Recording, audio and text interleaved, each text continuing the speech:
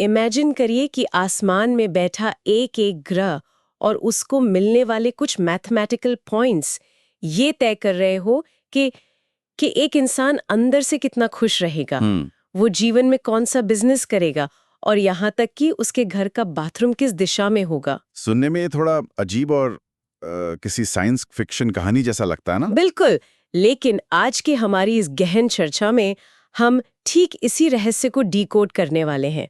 सभी श्रोताओं का स्वागत है। आज हमारे सामने जो स्रोत सामग्री है वो कोई अखबार के पीछे छपने वाला आम राशिफल बिल्कुल नहीं है। जी नहीं, एकदम नहीं। हमारे पास एक बेहद प्राचीन और जटिल ज्योतिषीय ग्रंथ का एक अध्याय है जिसका नाम है चंद्रमा का अष्टक वर्ग। इसमें ग्रहों की ताकत को बिंदु यानी अंकों के आधार पर मापा जाता है। सही कहा। आज हम यही समझने की कोशिश करेंगे कि कैसे इस पुरानी प्रणाली ने इंसान के मनोविज्ञान से लेकर उसकी सफलता, परिवार और उसके घर के नक्शे तक को ब्रह्मांड के एक गणितीय फॉर्मूले में बांधने का दावा किया है। और इस चर्चा में आगे बढ़ने से पहले एक बात बिल्कुल साफ कर देना सही रहेगा। हाँ, प्लीज। हमारा मकसद यहाँ ये साबित करना नहीं है कि ये सिस्टम वैज्ञानिक रूप से सही है या गलत है। हमारा फोकस इस बात पे है कि ये पूरा कॉन्सेप्ट कितना फैसिनेटिंग है। ये देखना वाकई दिलचस्प है कि कैसे सदियों पहले विचारकों ने इंसानी जीवन की इतनी अनिश्चितताओं को, जो अक्सर बहुत रैंडम लगती हैं, उन्हें एक बहुत ही स्ट्रक्चर्ड, लॉजिकल और नंबर्स पर आधारित फ्रेमवर्क में फिट करने की कोशिश की थी। बिल्कुल, और यही बात इसे इतना खास बनाती है। तो चलिए बिना किसी देरी के सीधे इसके कोर कॉन्सेप्ट पर आते हैं। जो स्रोत हमने पढ़ा उसके हिसाब से अष्टक वर्ग प्रणाली में चंद्रमा को 0 से लेकर 8 तक के स्केल पर कुछ बिंदु या पॉइंट्स मिलते हैं। अब पहली नज़र में ये किसी स्कूल के ग्रेडिंग सिस्टम जैसा लगता है, लेकिन ये महज नंबर्स नहीं हैं। ये सीधे तौर पर इंसान के माइंडसेट को, उसके दिमाग को कंट्रोल कर रहे हैं।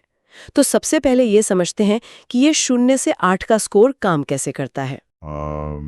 इसे एक तरह से इंटेंसिटी का मीटर समझ सकते हैं। स्रोत बताता है कि अगर किसी की कुंडली में चंद्रमा को 4 बिंदु मिलते हैं। ओके, 4। हाँ, 4। तो ये एक बहुत ही न्यूट्रल या औसत स्थिति होती है। 4 पॉइंट्स होने का मतलब है कि इंसान के जीवन में सब कुछ ठीक ठाक रहेगा, रिजल्ट्स थोड़े पॉजिटिव होंगे, लेकिन कुछ भी बहुत बहुत एक्स्ट्राऑर्डिनरी या एक्सट्रीम नहीं होगा। एक बैलेंस बना रहेगा।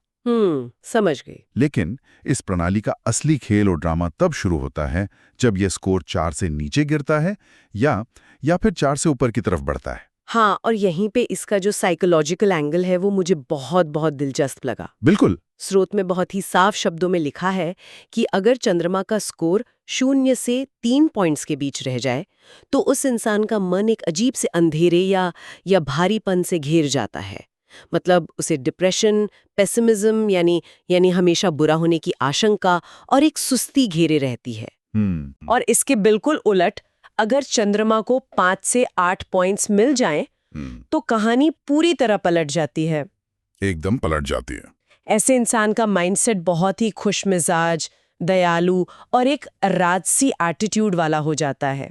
यहाँ ध्यान देने वाली बात यह है कि चंद्रमा को प्राचीन ग्रंथों में मन और भावनाओं का रूलर माना गया है।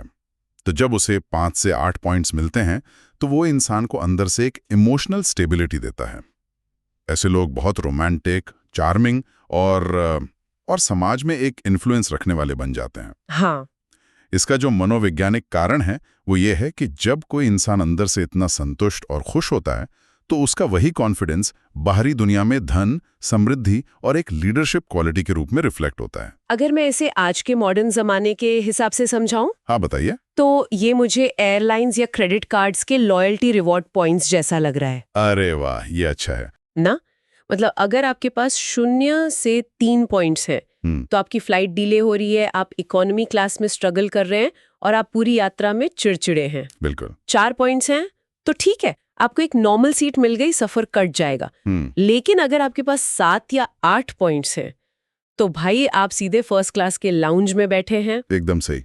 आपको वीआईपी ट्रीटमेंट मिल रहा है और आपकी पूरी जर्नी एकदम स्मूथ और शानदार है। ये तुलना बहुत ही सटीक है और सबसे मजेदार बात यह है कि ये प्राचीन टेक्स्ट इस फर्स्ट क्लास सफर को सिर्फ एक थ्योरी बनाकर नहीं छोड़ देता। इसमें बकायदा रियल लाइफ के जाने माने लोगों की कुंडलियों का विश्लेषण करके ये साबित करने की कोशिश की गई है कि कैसे ये हाई स्कोर रियल वर्ल्ड में काम करता है। एकदम सही। और यहीं से हम अपनी चर्चा के उस हिस्से में आते हैं जो मुझे पढ़ते हुए सबसे ज्यादा सिनेमैटिक लगा, सफलता और प्रसिद्ध हस्तियों के उदाहरण। टेक्स्ट में ये दावा किया गया है कि अगर ये चंद्रमा हाई स्कोर यानी ज्यादा बिंदुओं वाला हो तो वो इंसान को महान कलाकार, कवि या एक ऐसा लीडर बना सकता है जिसे पूरी दुनिया फॉलो करे। जी। सबसे पहला उदाहरण जो स्रोत में दिया गया है वो भारत की महान गायिका लता मंगेशकर जी का है। इसमें बताया गया है कि उनके तीसरे भाव में चंद्रमा अपने ही घर में 5 शुभ बिंदुओं के साथ बैठा था। और यहाँ इस बात को समझना जरूरी है कि आखिर तीसरा भाव ही क्यों? हाँ, क्यों? ज्योतिष में तीसरे भाव को कला, टैलेंट, कम्युनिकेशन और गले की आवाज का घर माना जाता है। तो जब उस घर में एक मजबूत चंद्रमा 5 पॉइंट्स लेकर बैठता है तो वह उस टैलेंट को एक असाधारण स्तर पर ले जाता है। कमाल है। इसी तरह मशहूर अभिनेत्री नरगिस दत्त का भी जिक्र है। उनके चार्ट में चंद्रमा 10वें भाव में 7 पॉइंट्स के साथ मौजूद था। 10वां भाव? हाँ, 10वां भाव करियर, कर्म और शोहरत का होता है। वहां 7 पॉइंट्स होना ये दिखाता है कि उनका करियर कितनी ऊंचाइयों पर जाने वाला था। ये तो हो गई कला और सिनेमा की बात, लेकिन मास लीडरशिप में भी ये फॉर्मूला फिट किया गया है। महात्मा गांधी का उदाहरण इसमें बहुत डिटेल में है। उनकी जो पूरी दुनिया में लोकप्रियता थी, जो एक मानवीय अपील थी, उसे भी इसी मजबूत चंद्रमा से जोड़ा गया है। जी। स्रोत के मुताबिक गांधी जी के भी उसी 10वें भाव यानी कर्म के घर में चंद्रमा को 8 में से 8 यानी पूरे मैक्सिमम पॉइंट्स मिले हुए थे। और इसी कॉन्टेक्स्ट में भारत के पहले प्रधानमंत्री जवाहरलाल नेहरू का भी उदाहरण है। उनके लग्न में ही चंद्रमा 5 बिंदुओं के साथ था। अब यहाँ एक सेकंड रुकते हैं। जो लोग नहीं जानते उन्हें आसान भाषा में लग्न का मतलब समझाते हैं। क्या हम कह सकते हैं कि लग्न किसी भी इंसान की कोर पर्सनालिटी या उसका सेल्फ होता है? बिल्कुल। लगन या असेंडेंट वो बिंदु है जो किसी के जन्म के ठीक समय पर पूर्वी क्षितिज पर उदित हो रहा होता है। ये इंसान के फिजिकल अपीयरेंस, उसकी ऑरा और उसकी पूरी पर्सनैलिटी का बेस होता है। ओके। तो नेहरू जी के लग्न में ही चंद्रमा का 5 पॉइंट्स के साथ होना उन्हें वो चार्म और जनता को अट्रैक्ट करने वाली पर्सनैलिटी देता था। और गांधी जी के केस में जो 8 पॉइंट्स की बात हुई है, हाँ। वो तो इस पूरी प्रणाली का एक तरह से पीक है। टेक्स्ट में साफ लिखा है कि अगर चंद्रमा को 8 शुभ बिंदु मिल जाएं, तो एक साधारण इंसान को चक्रवर्ती बना सकता है। चक्रवर्ती मतलब राजाओं का राजा? हाँ, एक ऐसा एम्परर जिसके आगे सब झुकें। और इसका जो प्रैक्टिकल इम्पैक्ट बताया गया है वो ये है कि ऐसा शक्तिशाली चंद्रमा इंसान को उसकी वर्तमान स्थिति से 10 गुना या 20 गुना तक ऊपर उठा सकता है। बाप रे। मतलब बैकग्राउंड कोई भी हो, अगर ये मैथमेटिकल स्कोर परफेक्ट है तो सक्सेस का ग्राफ एक्सपोनेंशियल ग्रोथ लेता है। ये तो सच में हैरान करने वाला है कि कैसे एक सिंगल प्लैनेट का स्कोर किसी को 20 गुना तक की ग्रोथ दे सकता है। लेकिन देखिए, जिंदगी सिर्फ शोहरत और सक्सेस का नाम तो है नहीं। बिल्कुल नहीं। इसमें परिवार है, रिश्ते हैं और जीवन मृत्यु जैसी गंभीर सच्चाइयां भी हैं। और जब मैं सोर्स को आगे पढ़ रही थी तो मैंने देखा कि विषय अचानक बहुत बहुत गहरा और सीरियस हो जाता है। इसमें चंद्रमा का माता के साथ बहुत ही गहरा कनेक्शन बताया गया है। तो ये माँ और चंद्रमा का क्या लिंक है? इस प्रणाली के पूरे फ्रेमवर्क में चंद्रमा को माता का कारक या सिग्निफिकेटर माना जाता है। और किसी भी चार्ट में चंद्रमा से जो चौथा घर होता है वो सीधे तौर पर माता का घर होता है।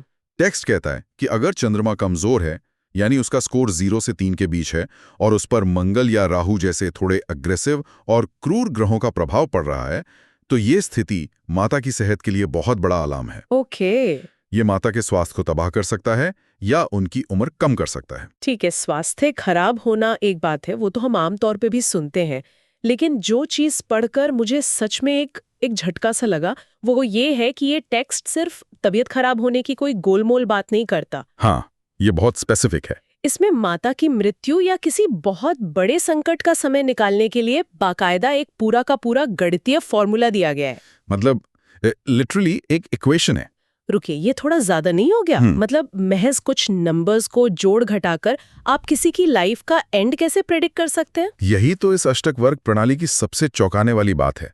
ये एक एल्गोरिदम की तरह काम करता है। चलिए, मैं उस फॉर्मूले को डिकोड करता हूं।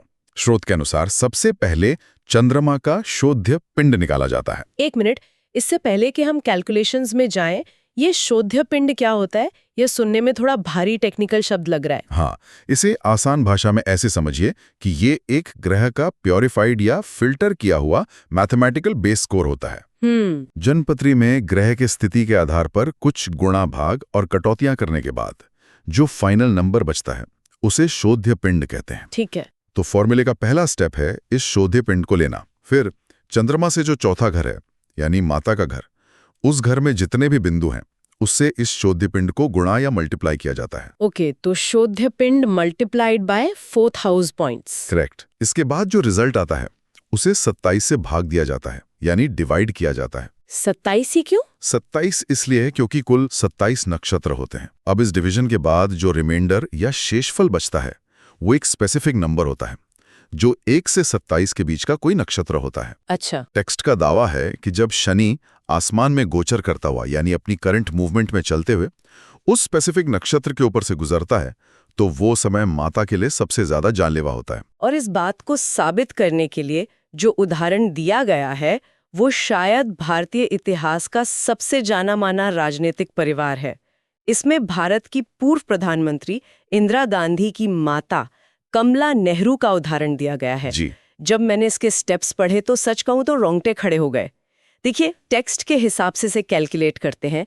इंदिरा गांधी के चार्ट में चंद्रमा का जो शोध्य पिंड निकला वो था 130 और उनके चौथे भार में बिंदु थे 5। तो 130 को 5 से गुणा किया गया जिससे आया 650। बिल्कुल। और फिर उस 650 को 27 से डिवाइड किया गया तो 650 को 27 से भाग देने पर जो शेषफल या रिमाइंडर बचा वो था 2। जी। अब 1 से लेकर 27 नक्षत्रों के लिस्ट में जो 25वां नक्षत्र होता है पूर्वा भाद्रपद, उसकी काउंटिंग इस रिमाइंडर से मैच करती है। और ऐतिहासिक रिकॉर्ड बताता है कि फरवरी 1936 में जब शनि आसमान में इसी 25वें नक्षत्र में गोचर कर रहा था, ठीक उसी समय कमला नेहरू का निधन हुआ था। ये सच में दिमाग घुमा देने वाला है। एक तरफ ये डरावना है और दूसरी तरफ ये सोचने पर मजबूर करता है कि क्या सच में मैथ्स का इतना सटीक एप्लीकेशन हो सकता है। इस उदाहरण से ये बात एकदम साफ हो जाती है कि अष्टक वर्ग प्रणाली को बनाने वाले प्राचीन विद्वान खगोल विज्ञान और गणित को लेकर कितने ज्यादा स्पेसिफिक थे। बिल्कुल। ये कोई इंट्यूशन या अनुमान नहीं है, ये लिटरली एक कोडिंग या कंप्यूटर प्रोग्राम की तरह है जहां अगर आप इनपुट्स डालेंगे तो वो आपको टाइमिंग का आउटपुट दे देगा। ये दिखाता है कि वे लोग ब्रह्मांड की चाल और पृथ्वी पर हो रही जन्म मृत्यु की घटनाओं के बीच एक बहुत ही डीप मैथमेटिकल कनेक्शन देखते थे। लाइफ और डेथ के इस हेवी टॉपिक के बाद अब थोड़ा रोजमर्रा की जिंदगी की तरफ लौटते हैं, क्योंकि ये टेक्स्ट सिर्फ इतने बड़े बड़े मुद्दों तक सीमित नहीं है। ये हमारी डेली लाइफ, हमारे छोटे छोटे फैसलों को भी माइक्रो मैनेज करता है। सही कहा। मैंने जब इसका प्रैक्टिकल एप्लीकेशन वाला हिस्सा पढ़ा तो सच में मुझे हंसी आ गई। जैसे इसमें एक कॉन्सेप्ट है मददगार लोगों की पहचान करना।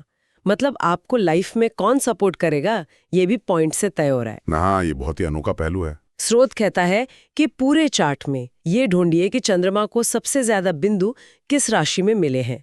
मान लीजिए वो मेष राशि है, तो जिस भी इंसान का जन्म मेष लग्न में हुआ होगा वो इंसान पूरी जिंदगी आपका सबसे बड़ा मददगार या सपोर्ट सिस्टम साबित होगा। और वहीं जिसके पॉइंट कम है उससे दूरी बना के रखना ही बेहतर है। और डेली लाइफ का एक और बड़ा इंटरेस्टिंग रूल शुभ कार्यों को लेकर है। यह एक नया टर्म आता है, भिन्नाष्टक वर्ग। और इसे भी जरा आसान कर देते हैं।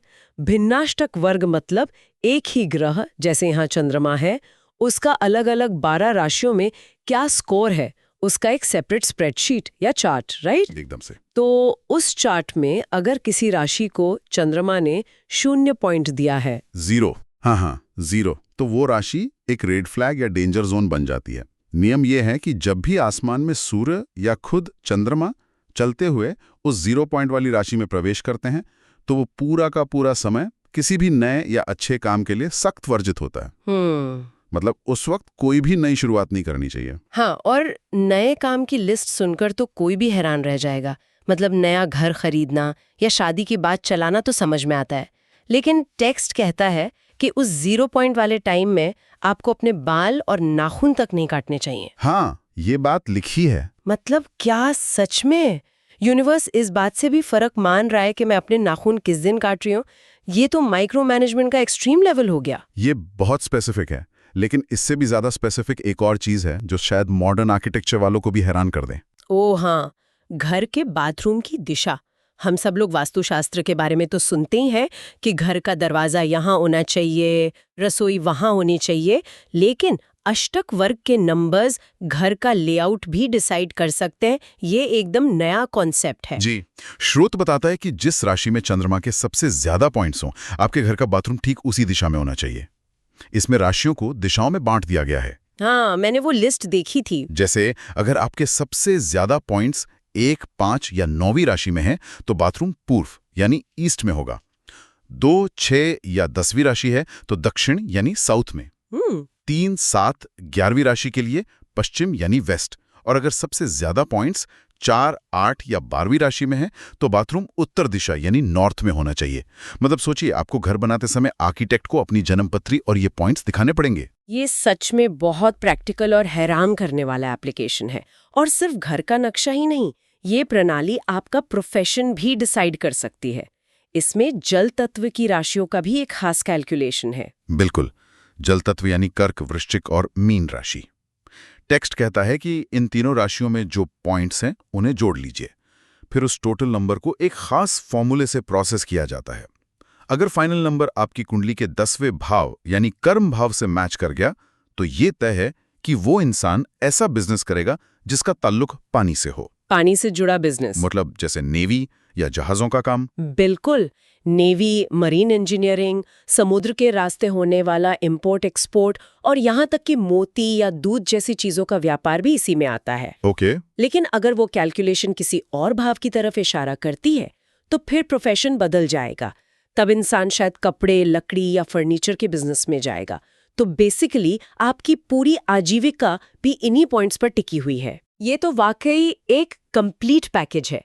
मतलब अगर हम इस पूरी चर्चा को एक जगह समेटने की कोशिश करें तो आज हमने जो सबसे बड़ी बात इस सोर्स से सीखी है वो ये है कि प्राचीन काल में अष्टक वर्ग प्रणाली सिर्फ फ्यूचर प्रिडिक्ट करने का टूल नहीं थी। सही कहा। ये एक ऐसा मैथमेटिकल ब्लूप्रिंट था जो इंसान की साइकोलॉजी, उसके डिप्रेशन या खुशी, उसके करियर के पीक, उसकी माँ के जीवन की टाइमलाइन, उसे कौन सा बिजनेस सूट करेगा और यहाँ तक कि उसके घर का बाथरूम कहाँ बनेगा, इन सब चीज़ों को नंबर्स के एक धागे में पिरो देता था। और इसका सबसे बड़ा टेक अवे यही है, कोई इंसान इस सिस्टम को माने या ना माने, ज्योतिष में उसका विश्वास हो या ना हो, लेकिन इस स्रोत सामग्री को पढ़कर एक बात तो माननी पड़ेगी, इंसानी दिमाग हमेशा से पैटर्न्स खोजने का भूखा रहा है। बिल्कुल। हमारा ब्रह्मांड बहुत विशाल है और उसमें बहुत सी चीजें रैंडम और अराजक लगती हैं, लेकिन हमारे पूर्वजों ने उस अराजकता या केओस के भीतर एक व्यवस्था, एक ऑर्डर ढूंढने की कोशिश की। उन्होंने आसमान में चमकते तारों और ग्रहों की चाल को एक स्प्रेडशीट की तरह लिया और उसे मानव जीवन की हर छोटी बड़ी घटना से जोड़ दिया।